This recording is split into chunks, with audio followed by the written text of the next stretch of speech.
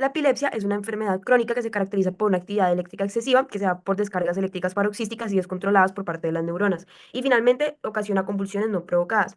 Entonces, se considera el diagnóstico cuando hay dos convulsiones no provocadas o reflejas, se ocurren con más de 24 horas de diferencia, cuando tenemos una convulsión no provocada o refleja y una probabilidad de convulsiones futuras de al menos un 60%, o cuando hay un diagnóstico de síndrome epiléptico.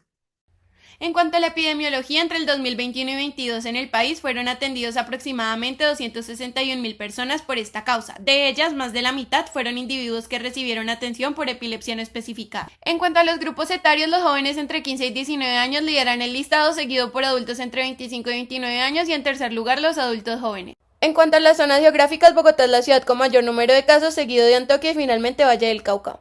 Ahora hablaremos un poco más acerca de los factores de riesgo. Dentro de estos encontramos tener familiares con crisis, problemas durante el parto, convulsiones en la infancia, infecciones cerebrales o traumas craneales. Dentro de las causas, estas se dividen en estructurales, donde encontramos el ACV, un trauma, malformaciones e incluso tumores. Dentro de las genéticas está, por ejemplo, la epilepsia mioclónica juvenil o el síndrome de Dravet. En las infecciosas, por ejemplo, está la crisis por cisticercosis o la tuberculosis cerebral. En la metabólica, por ejemplo, hipoglucemia o enfermedades mitocondriales o inmunes como la encefalitis límbica autoinmune y finalmente las de origen desconocido. En las bases neurofisiológicas de la epilepsia debemos tener en cuenta que van a haber descargas eléctricas anormales, es decir, una persona con epilepsia se producen descargas eléctricas sincrónicas y incontroladas, entonces en un grupo de neuronas específicos, generando pues las crisis epilépticas, ya sean focales o generalizadas.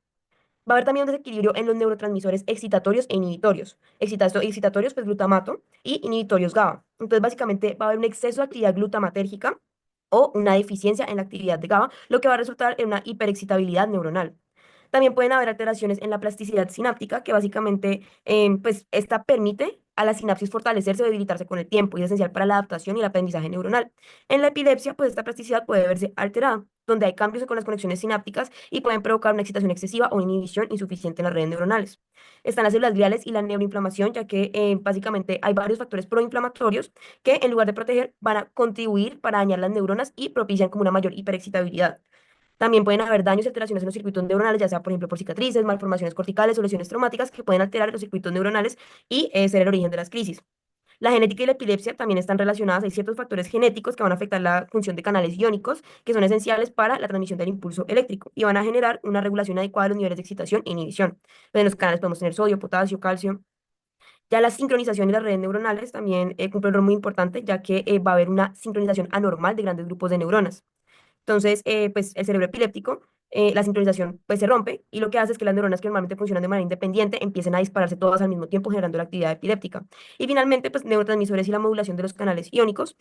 Básicamente los canales de sodio y calcio permiten la entrada de estos iones a la célula y pues juegan un papel muy importante en la excitabilidad neuronal. Pero en las condiciones epilépticas, algunos canales iónicos pueden estar defectuosos o hiperactivos, facilitando la transmisión excesiva de impulsos nerviosos. El estado epiléptico convulsivo se caracteriza por manifestaciones motoras específicas que varían según el tipo de convulsión. En el estado epiléptico convulsivo generalizado se presentan convulsiones tónico-clónicas bilaterales con alteración de la conciencia, rigidez tónica y movimientos clónicos rítmicos en las extremidades. Estas convulsiones, aunque a veces su fase inicial no es presenciada, tienen un alto riesgo de complicación grave y aumentan la morbimortalidad. Por otro lado está el estado epiléptico motor focal, que depende de la ubicación cerebral que se ve afectada y es el más fácilmente reconocido. Un ejemplo notable es la epilepsia parcialis continua, que presenta sacudidas prolongadas, regulares y localizadas sin pérdida de la conciencia. Estas pueden durar días o incluso años, siendo particularmente refractarias al tratamiento. Por otro lado tenemos el estado epiléptico mioclónico, que incluye sacudidas frecuentes, pueden ser rítmicas o no, asociadas a epilepsias genéticas, encefalopatías o desequilibrios metabólicos. Finalmente, el estado epiléptico tónico, que es raro en adultos, consiste en posturas musculares sostenidas en lugar de convulsiones evidentes. El diagnóstico es clínico, basado en actividad motora sostenida de más de 5 minutos o convulsiones repetitivas sin recuperación de conciencia. Aunque suele ser evidente, un examen neurológico detallado y, en casos sutiles, un electroencefalograma son esenciales para guiar el tratamiento. El tratamiento se centra en disminuir la cantidad de episodios y también sacar al paciente de la crisis. De esta manera tenemos un tratamiento de largo plazo y un tratamiento en crisis epiléptica. En el tratamiento de largo plazo tenemos dos grupos de medicamentos grandes, los de amplio espectro y los de espectro focal.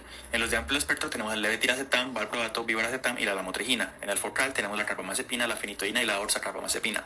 Es importante saber guiar qué tipo de epilepsia tiene el paciente, pues dependiendo de estos, unos medicamentos podrían llegar a generar un empeoramiento de los síntomas del paciente. En crisis epilépticas tenemos que ver en qué estadio está el paciente. En el estadio 1 vamos a utilizar lorazepam, diazepam, clonazepam y fenobarbital, que duran normalmente de 5 a 10 minutos. En el estadio 2 podemos utilizar la fenitoína, la fosfofenitoína, valproato, levetiracetam o la lacrosamida. Este dura alrededor de 10 a 30 minutos.